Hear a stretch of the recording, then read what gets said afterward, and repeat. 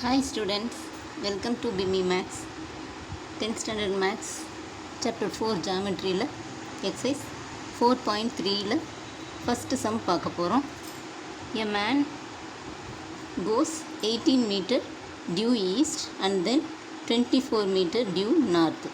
இப்போ ஈஸ்ட்டில் 18 மீட்டர் போகிறாரு, தென் 24 மீட்டர் நார்த்தில் போகிறாரு. Find the distance of his current position from the starting பாயிண்ட்லேருந்து இப்போ இருக்கிற இடம் வரைக்கும் அந்த டிஸ்டன்ஸ் வந்து எவ்வளோன்னு கேட்டிருக்குறாங்க.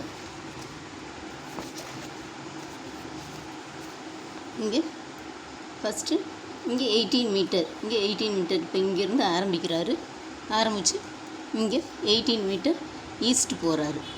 அப்போ இங்கேருந்து 24 மீட்டர் நார்த் போகிறாரு. இது இப்போ டைரக்ஷன்ஸ் பார்த்தோம்னா பாருங்கள், இது east, west, north, south. First இங்கேருந்து ஈஸ்ட் போகிறாரு, அப்புறம் இங்கே நார்த்து இந்த சைடு 24 மீட்டர் போகிறாரு.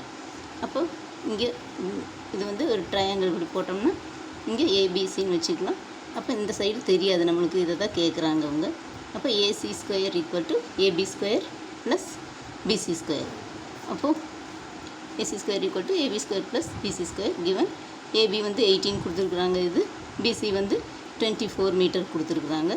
இப்போ 18 square plus 24 square equal to 18 square வந்து 324, 24 ஸ்கொயர் வந்து 576. அப்போ ஏசி ஸ்கொயர் ஈக்குவல் டு இது ரெண்டையும் ஆட் பண்ணோம்னா 900.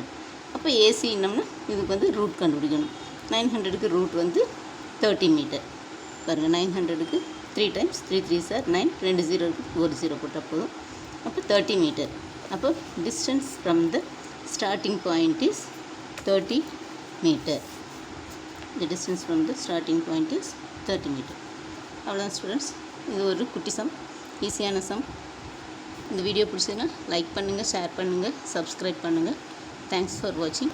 Tata, by.